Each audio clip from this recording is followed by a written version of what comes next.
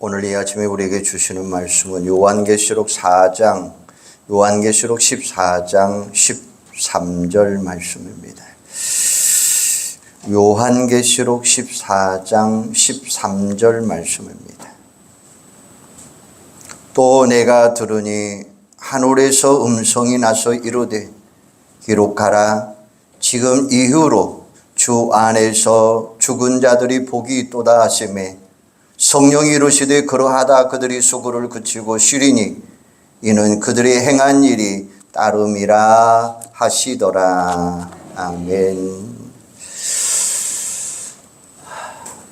목사들은 여러분이 기도로 사는 것 같아요. 3박 5일 동안 베트남 여행을 갔다 왔는데 여러분들이 기도 있었기 때문에 아름답게 잘 마치고 이렇게 돌아와서 하나님을 찬양할 수 있는 겁니다. 여러분들이 어디에서 무엇을 하든지 여러분이 기도로 살아가는 것이 목회자들이에요. 여러분들이 기도 많이 해주셔서 정말 하나님께만 영광 돌릴 수 있는 그런 축복의 역사가 일어나도록 여러분 기도 부탁을 드리겠습니다. 그리고 제가 모든 일들을 행할 때마다 여러분들이 기도해 주지 않으면 저는 약할 수밖에 없어요. 여러분들 기도 많이 해 주시기를 부탁을 드리겠습니다. 이런 말이 있습니다. 9988-234 99세까지 팔팔하게 살다가 2, 3일 앓고 사망한다라는 의미예요. 누구보다 부러워할 만한 인생을 살다가 평안히 소천하는 거죠. 흔히 품이 있고 존엄하게 인생을 마감하는 것, 즉 잘 죽는 것을 가르쳐서 존귀한 죽음이다. 웰다잉이다라는 말이에요. 내일부터 추석 연휴를 우리가 맞이합니다. 오랜만에 가족들, 친척들을 만나고 성묘도 하고 추석 분위기를 즐기고 있습니다. 그런 가운데 훌쩍훌쩍 흘러간 세월의 흐름을 느끼며 자연스럽게 살다가 죽음을 또한 생각하게 됩니다. 많은 사람들은 이 세상에서 잘 먹고 잘 사는 것에만 관심을 두고 살아갑니다. 그런데 사실은 죽음에 관해서 생각하는 거 정말 중요한 거예요. 왜냐하면 죽음을 알아야 인생을 제대로 살아갈 수 있기 때문이라는 거예요. 마치 이런 겁니다. 마라톤 선수가 42.19km 풀코스를 의식하면서 잘 달릴 수 있어요. 무작정 열심히 달리는 게 능사가 아닙니다. 지금 내가 어느 위치에 와 있는가? 얼마만큼 결승점이 남아있는가? 이런 것들을 의식해야 작전을 구사할 수도 있고 성공적인 완주를 성공할 수 있다고 하는 사실이죠. 그래서 이 시간에는 평소 분주한 일상에 파묻혀 의식하지 못했던 죽음에 관한 것에 대해서 한번 생각해 보려고 해요. 잘 죽어야 좋은 인생을 살 수 있다는 것입니다. 그리고 잘 죽으려면 인생을 미리미리 잘 준비하면서 살아가셔야 돼요. 그런 점에서 존귀한 죽음이란 얼마나 중요한 말인지 몰라요. 부디 오늘 말씀을 통해서 존귀한 죽음이 무엇인지 그리고 존귀한 죽음을 위해 어떻게 살아가야 될지 살펴봄으로 인해서 복되고 아름다운 인생을 만들어가는 여러분들이 되기를 주님의 이름으로 축원합니다. 많은 사람들이 사는 것에만 관심을 두다 보니까 죽는 것을 축복으로 여기지 않고 있습니다. 하지만 잘 생각해 보면 잘 죽는 것은 큰 축복 중에 축복이에요. 어차피 인간은 누구나 마지막에는 죽을 수밖에 없습니다. 그래서 히브리 9장 27절은 이렇게 말씀합니다. 한 번 죽는 것은 사람에게 정한 것이요 그 후에는 심판이 있으리라 이렇게 말씀하고 계셔요. 이처럼 피할 수 없는 죽음이라면 품위 있게 평안하게 죽는 존귀한 죽음, 큰 축복이 아닐 수가 없는 거예요. 그런데 성경은 복된 죽음의 전제 조건을 증거합니다. 그것은 믿음으로 그리스도인 곧 성도가 되는 것입니다. 시편 116편 15절에 보면 그의 경건한 자들의 죽음은 여호와께서 보시기에 귀중한 것이로다. 할렐루야. 여기서 경건한 자들은 곧 하나님을 믿는 성도들을 가리키는 거예요. 본문도 말씀합니다. 내가 또 들으니 하늘에서 음성이 나서 이르되 기록하라. 지금 이후로 주 안에서 죽은 자들은 복이 있도다. 이렇게 말씀하셨어요. 주 안에서 죽은 자들은 예수 믿고 죽은 성도들을 가리켜요. 이와 같이 성도의 죽음은 복된 죽음, 존귀한 죽음이다라는 말씀입니다. 그렇다고 겨우 교회 왔다 갔다 한다고 다정도로 존귀한 죽음이라고 할 수 있는 것은 아닙니다. 아무 생각 없이 세상에서 육신만을 위해 엄벙덤벙 살다가 죽음을 맞이하는 것 곤란합니다. 당황할 수밖에 없습니다. 자칫 부끄러운 죽음을 맞이할 수 있습니다. 그러므로 믿음 안에서 우리는 잘 준비하시면서 살아가셔야 돼요. 그런데 문제는 죽음의 때를 정해놓고 우리에게 다가오느냐 아니라는 말씀입니다. 나 자신의 죽음이라도 언제 어디서 어떻게 나 자신에게 올지 모른다는 것입니다. 순서도 없습니다. 나이 많다고 먼저 가고 나이 적다고 나중에 가는 게 아닙니다. 얼마든지 순서는 바꾸어질 수 있다는 거예요. 죽음은 누구에게나 아무데나 닥쳐옵니다. 그 순간이 언제일지 알 수 없습니다. 그래서 나의 고아를 막론하고 우리는 미리 준비하는 지혜로운 자들이 되시기를 바랍니다. 그런데 세상 사람들은 육신적으로만 생각하고 죽음을 맞이합니다. 생활 수분이 높아졌으니 장래 문화도 화려해지는 게 당연하지만 물질적인 차원에 머무른 것은 큰 의미가 없다는 것입니다. 호화로운 관이나 수의 등 준비합니다. 심지어 수천만 원짜리 황금 수의가 있다고 합니다. 최고급 안동포의 순금을 코팅하는 것도 있다고 합니다. 그것을 입으면 유골이 황골이 되고 후손이 번성한다는 거예요. 다분히 무속적인 이야기에 불과한 것입니다. 적어도 우리 그리스도인들은 신앙 안에서 죽음을 잘 준비할 수 있는 여러분들이 되기를 바랍니다. 그럴 때 참다운 존귀한 죽음이 가능한 거예요. 그래서 이런 말이 있습니다. 존귀한 죽음이라고 하면 먼저 존귀한 죽음을 해야 된다. 한마디로 말하면 잘 살아야 잘 죽을 수 있다라고 하는 말씀이에요. 그러면 구체적으로 어떻게 살아야 존귀한 죽음을 맞이할 수 있을까요? 오늘 본문 다시 봅니다. 또 내가 들으니 하늘에서 음성이 나서 이르되 기록하라. 지금 이후로 주 안에서 죽은 자들은 복이 있도다 하시매 성령이 이르시되 그러하다. 그들이 수고를 그치고 쉬리니 이는 그들의 행한 일이 따름이라 하시더라 라고 말씀하셔요. 주 안에서 죽어야 수고를 그치고 안식할 수 있다고 하는 사실입니다. 그리고 믿음 안에서 수고한 것에 따라 천국의 상급이 주어지고 있다고 하는 사실입니다.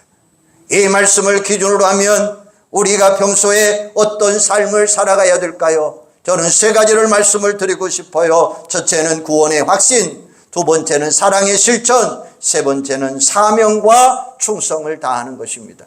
그러면 첫째로 구원의 확신을 가짐으로 우리는 존귀한 죽음을 준비할 수 있다고 하는 사실이에요.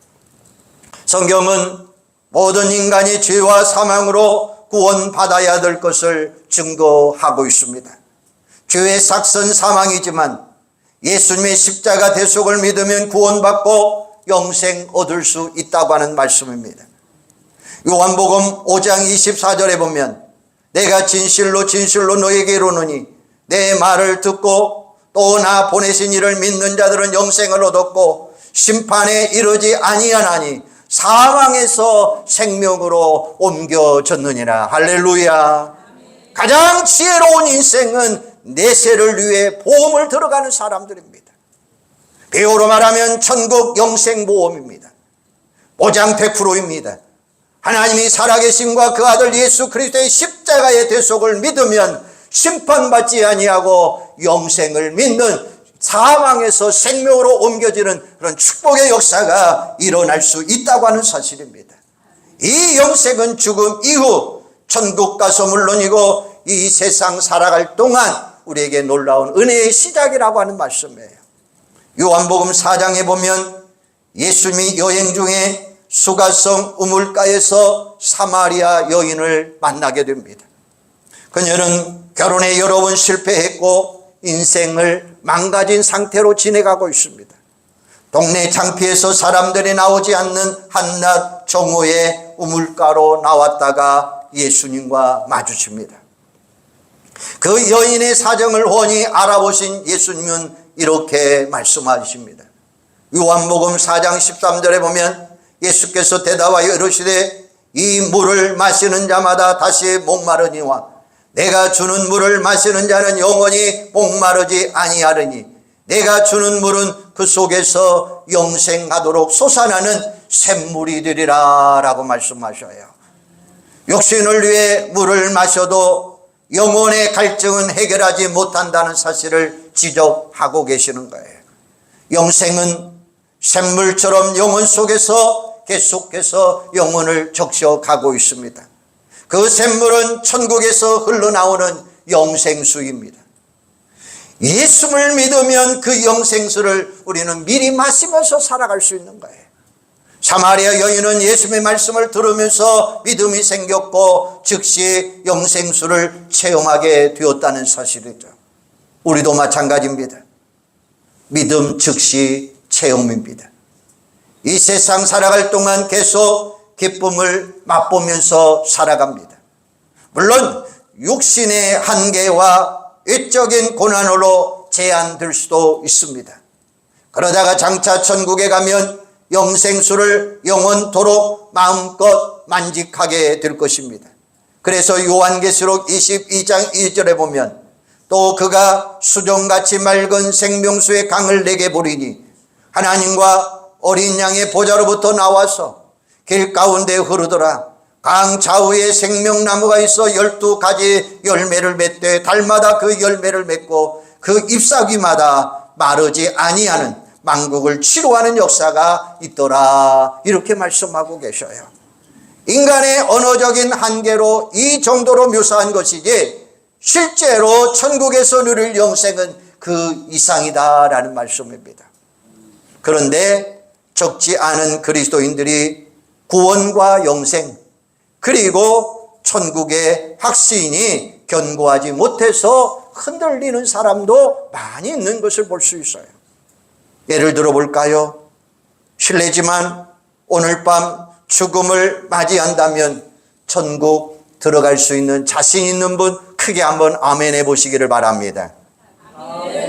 뭐 대답 소리가 영 시원찮아요. 다시 한번 말씀합니다.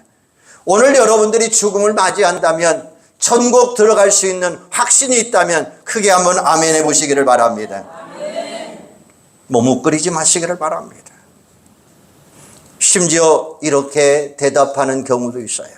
글쎄요, 가봐야 알겠죠. 나중에 가봐야 알겠다고 하는 사람은 구원에 확신이 없는 사람이에요.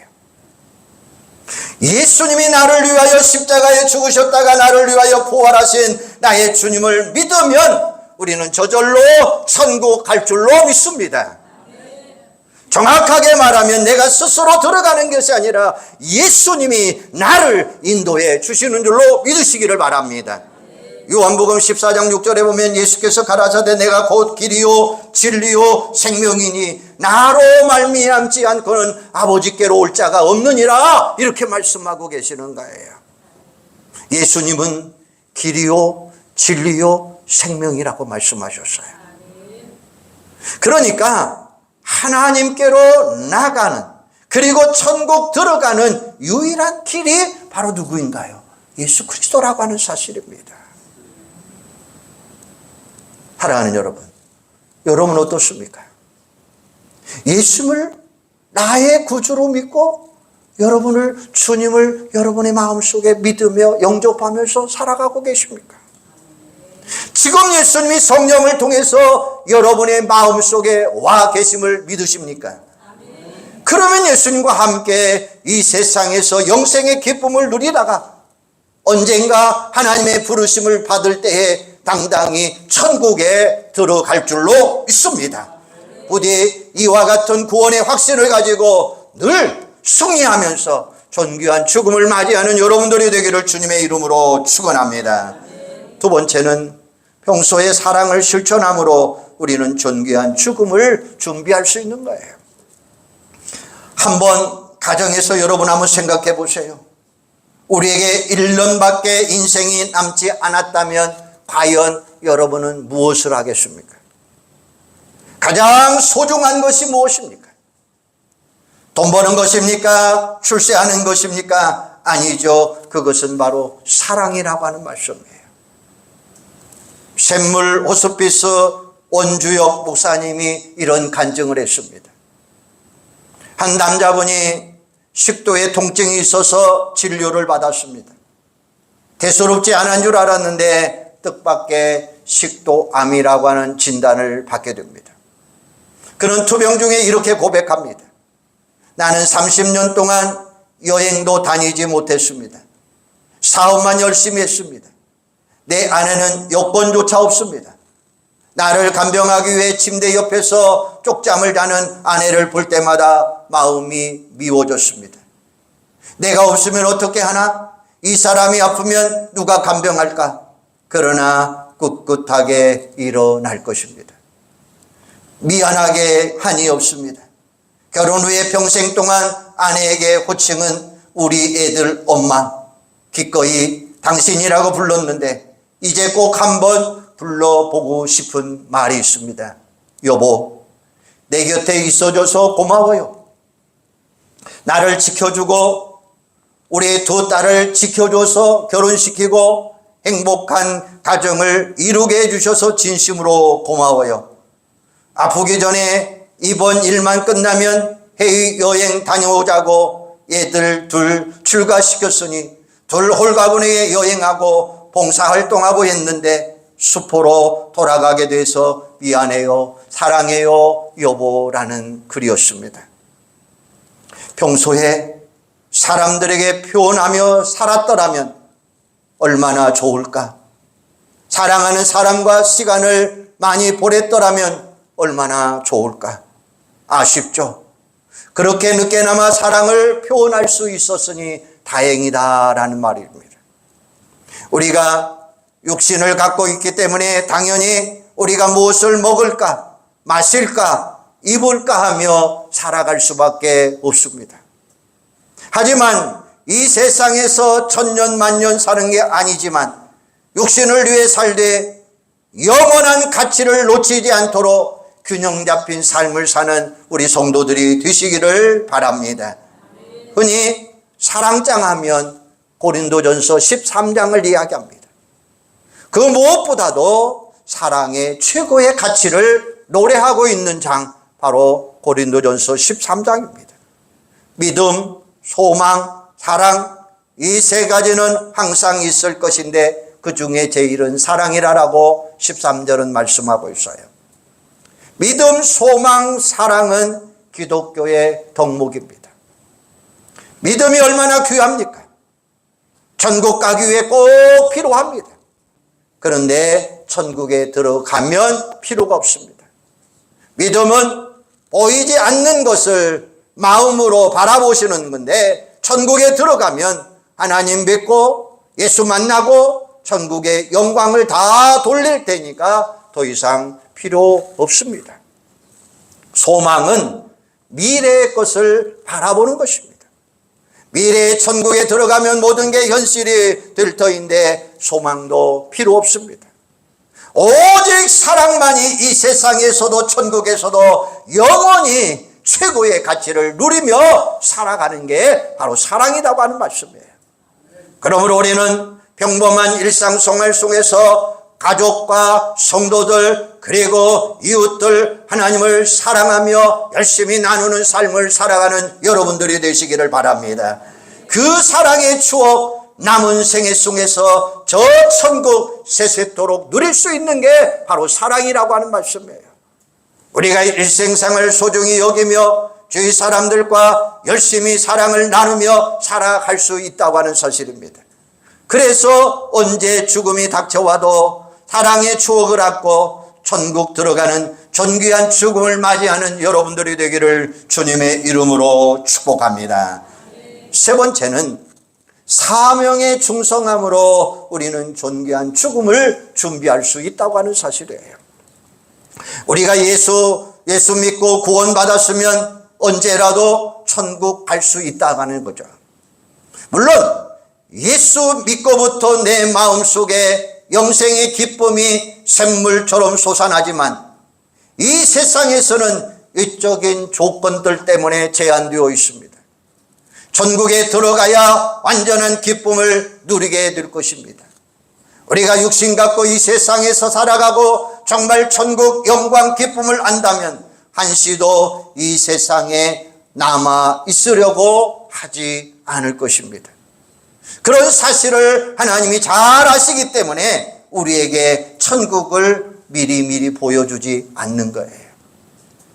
5분이라도 자세히 보여주면 아마 천국 가고 싶어 안달이 날 거예요.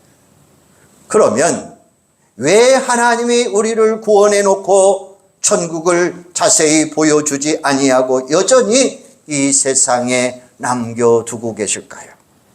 그것은 우리가 천국 들어가기 전까지 감당해야 될 사명이 있다고 하는 사실이에요. 그 사명은 하나님의 영광을 드러내는 것이요, 세상 사람들에게 하나님의 존귀하심을 증거하는 사명이에요. 그래서 고린도전서 10장 31절에 보면 그런즉 너희가 먹든지 마시든지 무엇을 하든지 다 하나님의 영광을 위하여 하라, 이렇게 말씀하고 계셔요. 우리 각자 어떤 영역에 있든지 그 일을 통해서 하나님의 영광을 드러내시면서 살아가시기를 바랍니다. 그리고 예수님이 승천하시면서 우리에게 분부하신 지상명령이 있습니다. 마태복음 28장 19절에 보면 그러므로 너희는 가서 모든 민족을 제자로 삼아 아버지와 아들과 성령의 이름으로 세례를 베풀고 내가 너희에게 분부한 모든 것을 가르쳐 지키게 하라. 볼지어다 내가 세상 끝날까지 너희와 항상 함께 있으리라 하시리라 라고 말씀하셔요. 복음을 전해 듣고 믿음으로 구원받는 우리가 이제는 세상 만민에게 복음을 전파함으로 하나님의 백성을 불러 모아 하나님의 나라 완성을 해나가는 일이 오늘 여러분에게 주신 사명이라고 하는 말씀이에요.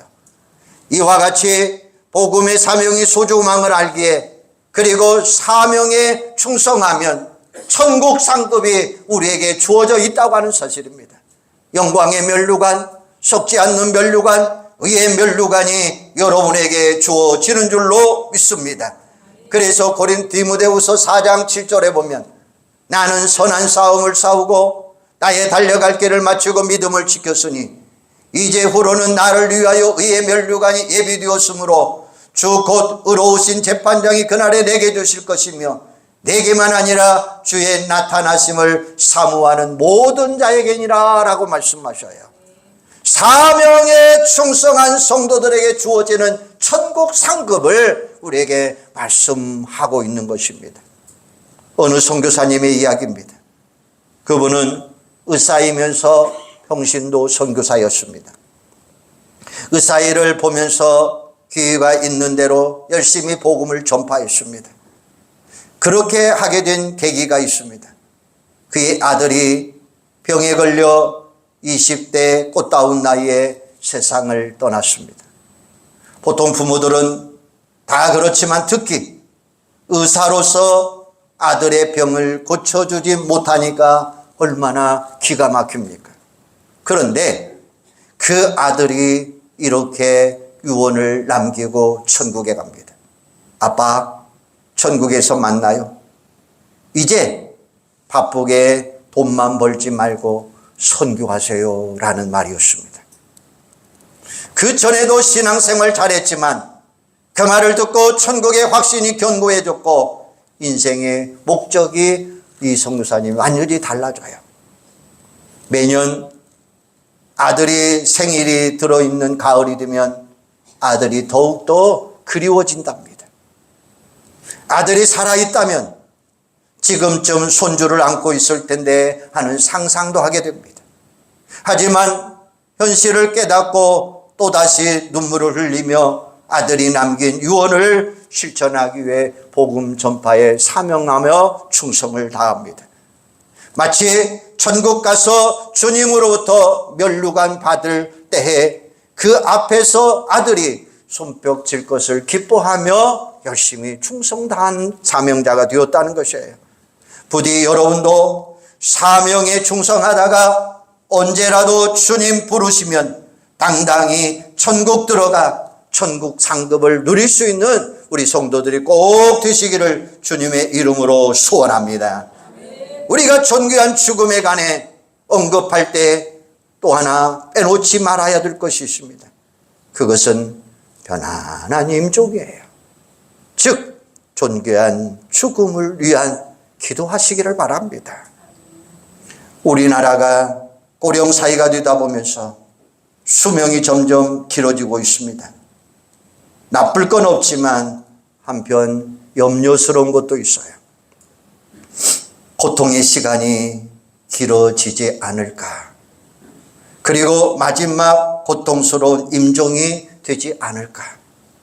그러므로 건강관리 잘 하시고 노후의 건강한 삶과 더불어 평안한 임종을 위해 열심히 기도하는 여러분들이 되기를 소원합니다. 하나님은 여러분의 기도를 들어주실 줄로 믿습니다. 하나님은 여러분의 기도를 들으시고 응답해 주실 줄로 믿습니다. 어느 권사님의 이야기입니다. 88세까지 건강하게 잘 지내셨어요. 그날도 평소처럼 식사를 잘 하시고 성경도 쓰시고 기도하셔다가 천국에 가셨다는 거예요. 그때 마지막으로 쓰신 성경이 있었는데 그 성경 구절은 시편 23편 6절의 말씀이었습니다. 내 평생의 선하심과 그 인자하심이 반드시 나를 따르리니 내가 여호와의 집에 영원히 살리로다. 이 구절을 마지막으로 쓰시고 천국 가셨다는 거예요. 그분이 편안한 임종을 위해 기도해 오셨다고 하는 말은 큰 감동이라는 거예요. 사랑하는 여러분, 우리가 막연하게 다가오는 죽음을 수동적으로 맞이할 것이 아니라 적극적으로 기도하면서 편안한 임종을 맞이했으면 얼마나 좋을까 생각해 봐요. 우리 성도님들 가끔 신방에 보면 이런 말을 해요. 목사님, 빨리 천국 가고 싶어요. 그 천국을 위해서 기도 많이 하시기를 바랍니다. 누구나 다 죽음을 맞이할 수 있어요. 언제일지 모르지만 점점 가까이 우리에게 다가오고 있다고 하는 사실입니다. 우리는 잘 준비하셔야 돼요. 그리고 편안한 임종을 위해 구체적으로 기도하시기를 바랍니다. 그러고 잘 사시다가 마지막 존귀한 죽음을 맞이하는 우리 온 성도들이 되시기를 바랍니다. 그래서 오늘 존귀한 죽음이 무엇인가를 한번 생각해 봤어요. 우리는 다 죽어요. 다 하나님의 나라 가야 돼요. 그 하나님의 나라를 위해서 열심히 기도하고 열심히 준비하시고 그리고 하나님의 나라 가셔서 영원한 상급을 누릴 수 있는 우리 복되고 귀한 성도들 다 되시기를 주님의 이름으로 축복합니다. 기도하겠습니다. 하나님, 은혜와 사랑을 감사합니다. 우리 하나님께서 오늘도 저희들에게 웰다잉, 존귀한 죽음을 말씀해 주셨습니다. 아버지 하나님, 우리는 존귀한 죽음을 맞이하기 위해서 구원의 확신, 사랑의 실천, 사명에 충성 다하는 귀하고 복된 자들이 다 되도록 성령 하나님 함께하여 주시옵소서. 우리가 막연하게 다가오는 죽음을 수동적으로 맞이할 것이 아니라 적극적으로 기도하며 열심히 기도하며 편안한 임종을 맞이할 수 있는 귀하고 복된 죽음들이 되도록 성령님 함께하여 주시옵소서. 그래서 온 성도들이 하늘 영광 누리는 복되고 귀한 삶으로 우리를 이끌어 주시옵소서. 아버지 하나님, 우리 추석 연휴를 맞이합니다. 하나님, 추석 연휴를 맞이하여서 우리 온 가족들이 대이동을 합니다. 내려오는 자 올라가는 자 하나님께서 함께하여 주시옵소서. 저들을 지켜주시기를 원합니다. 저들을 보호하여 주시기를 원합니다. 친히 눈동자처럼 저들을 지켜 주시옵소서. 암탉이 병아리를 품듯이 주님 날개 깃으로 저들을 품어 주시옵소서. 그래서 부모를 만나고 고향에 돌아와서 기쁨을 맞이하고 행복을 느낄 수 있는 추석 명절이 되도록 하나님 함께하여 주시옵소서. 그래서 오직 하나님 영광 돌리게 하시고 하나님 기뻐하는 귀한 삶으로 우리를 이끌어 주시옵소서. 예수님의 이름으로 기도하옵나이다. 아멘.